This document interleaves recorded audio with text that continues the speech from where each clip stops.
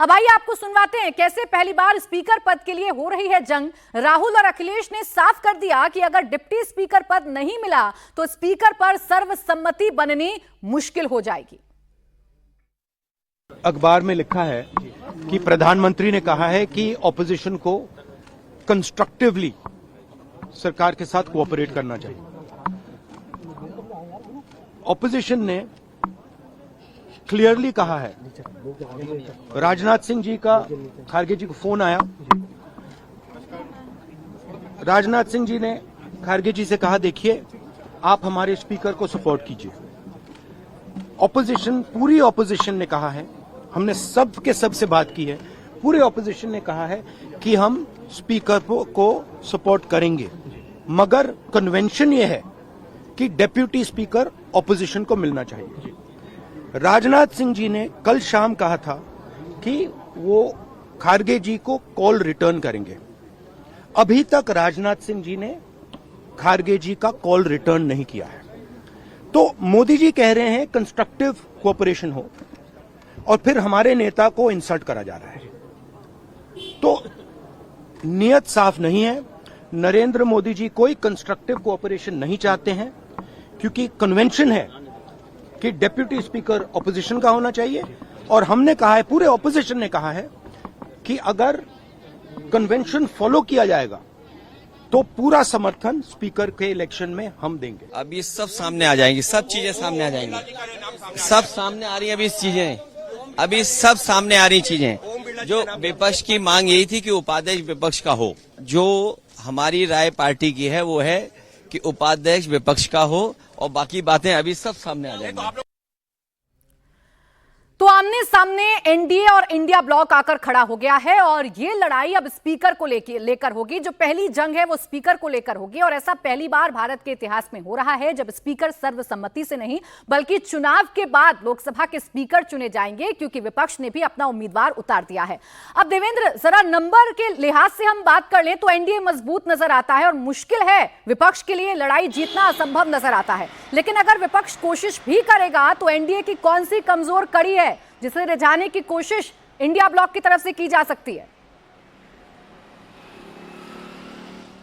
Opposition कमजोर कड़ी तो कोई नहीं है, लेकिन कोशिश जो होगी वो कोशिश ये होगी कि टीडीपी को लेकर कुछ बयानबाजियां की जाएंगी, जेडीयू के कुछ लोगों से संपर्क साधकर उन्हें समझाने की कोशिश की जाएगी कि कैसे अगर आप इधर का स्पीकर हो तो ज़्यादा बेहतर रहेगा। और ये जो कवायद पहले से चल रही थी उसी कवायद को और ज़्यादा आगे बढ़ाया जाएगा। लेकिन उसमें लगता नहीं कि एनडीए को नंबर्स गेम में कोई समस्या होने जा रही है। कम से कम अभी तक जो तस्वीर है उससे तो ऐसा नहीं लगता। जो नेताओं के बयान भी आप देख रहे हैं, सहयोगी दलों के नेताओं के बयान, उससे भी यही तस्वीर समझ में आ रही है। लेकिन नंबर्स गेम में एक चीज़ ज़रूर देखने वाली बात होगी कि जो एनडीए का स्ट्रेंथ है, घोषित स्ट्रेंथ, क्या इससे संख्या बल में उसकी बढ़ोतरी होती है या फिर उसमें कोई कमी आती है। दूसरी तरफ इंडिया ब्लॉक का जो अलायंस है, उनके जो घोषित स्ट्रेंथ में उसमें कोई वो बढ़ोतरी कर पाते हैं या कुछ कमी कर पाते हैं, ये देखने वाली बात होगी। तो तस्वीर इतनी ही होनी है, इससे ज़्यादा किसी नाटकीय घटनाक्रम के तहत कोई बड़ा उलटफेर हो जाए इसकी दूर दूर तक कोई संभावना नजर नहीं आती है। लेकिन क्योंकि चुनाव की प्रक्रिया अब हो रही है तो वोटिंग होगी और उस पर अब नजरें टिकी रहेंगी कि कल के वोटिंग पर कि आखिर वो नंबर्स जो आते हैं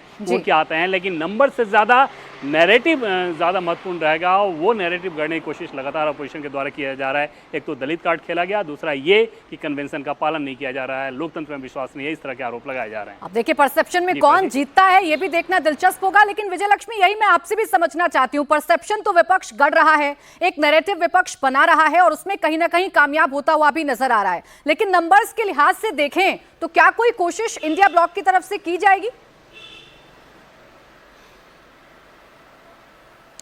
देखिए प्राची, डेप्यूटी स्पीकर का जो पद है वो पिछले 5 सालों से खाली है। पिछले 5 सालों में विपक्ष ने जरूर चिट्ठी लिखी गई, जो पहले नेता कांग्रेस पार्टी के नेता थे लोकसभा में अधीर रंजन चौधरी द्वारा, लेकिन 5 साल में ऐसा हुआ नहीं और विपक्ष ने बहुत ज्यादा, जिसको कहें एग्रेशन से, वो मुद्दा उठाया भी नहीं, चिट्ठियां लिखी, ये सब किया, लेकिन बहुत एग्रेशन नहीं दिखा क्योंकि उनके पास नंबर्स नहीं थे। अब वैसे जहाँ तक करता हूँ, कल से लेकर आज तक उनसे 3 बार हमारी बात हुई है। पहली बार चुनाव होने जा रहा है। इस चुनाव को क्या लोकतंत्र के लिए कहेंगे?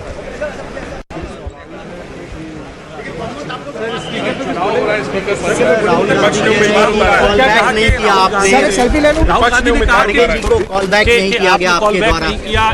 राहुल गांधी जी ने कहा कि खड़गे जी ने संसदीय परंपरा का निर्वहन नहीं किया। वैसे जहाँ तक खड़गे जी का प्रश्न है, एक सीनियर लीडर है, मैं उनका सम्मान करता हूँ। कल से लेकर आज तक उनसे 3 बार हमारी बात हुई है। पहली बार चुनाव होने जा रहा है। इस चुनाव को क्या तो आपने सुना राजनाथ सिंह, जिन पर जिम्मेदारी थी कि वो कंसेशंस बनाएं, और उन्होंने बातचीत भी की और ऐसा लग रहा था कि शायद सहमति बन गई है स्पीकर को लेकर, लेकिन डिप्टी स्पीकर को लेकर पेंच फंसा और उसी का नतीजा ये है कि अब स्पीकर पद को लेकर जो लड़ाई है वो सदन के अंदर देखने को मिलेगी। अब विजयलक्ष्मी, आप अपनी बात कंप्लीट करिए और ये भी बताइए जो अभी राजनाथ सिंह कह रहे हैं, ये कह रही है कांग्रेस के कॉल बैक नहीं आया, लेकिन राजनाथ सिंह, पीयूष गोयल ये कह रहे हैं कि हमने 3 बार खड़गे जी से बातचीत की है।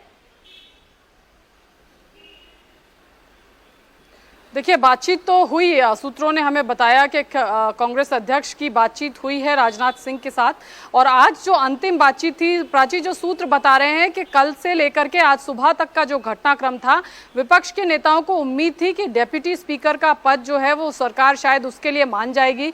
इसलिए आपने देखा होगा कि राहुल गांधी ने भी जब मीडिया बाइट दी या अखिलेश यादव ने भी जब बोला तो उन्होंने बोला कि हम समर्थन देंगे, लेकिन अगर सरकार डेप्यूटी स्पीकर विपक्ष का दे। तब तक इनको लग रहा था कि उम्मीद है कि सरकार मान जाएगी और फिर हम कंसेंसस से लोकसभा का स्पीकर चुन लेंगे। लेकिन जब केसी वेणुगोपाल और राजनाथ सिंह की मुलाकात हुई और उसके बाद किसी तरह का कोई एश्योरेंस वहां से नहीं मिला, उसके बाद विपक्ष ने तय किया, हालांकि होमवर्क किया हुआ था, लेकिन उम्मीद यह भी थी कि शायद हो जाए, लेकिन जब ये आश्वासन नहीं मिला और ये लगा कि डिप्टी स्पीकर नहीं देगी सरकार, तब ये फैसला विपक्ष के द्वारा लिया गया कि लोकसभा स्पीकर के उम्मीदवार का उम्मीदवार विपक्ष इंडिया ब्लॉक भी उतारेगा। अब देखिए प्राची, जो पूरी लड़ाई विपक्ष लड़ रहा है वो लड़ रहा है कि संविधान का ये सरकार सम्मान नहीं करती है, कन्वेंशन का ये सरकार सम्मान नहीं करती है। तो विपक्ष के नजरिए से अगर आप इसको देखें तो पहली बार ऐसा होगा कि जब स्पीकर के पद के लिए चुनाव होगा तो विपक्ष जो नैरेटिव गढ़ना चाह रहा है कि ये सरकार कंसेंसस नहीं बनाना चाहती है, डिक्टेटोरियल रवैये से काम करती है, कन्वेंशंस को फॉलो नहीं करती है, तो ये नैरेटिव गढ़ने में विपक्ष को जरूर यहाँ पर मदद मिलेगी।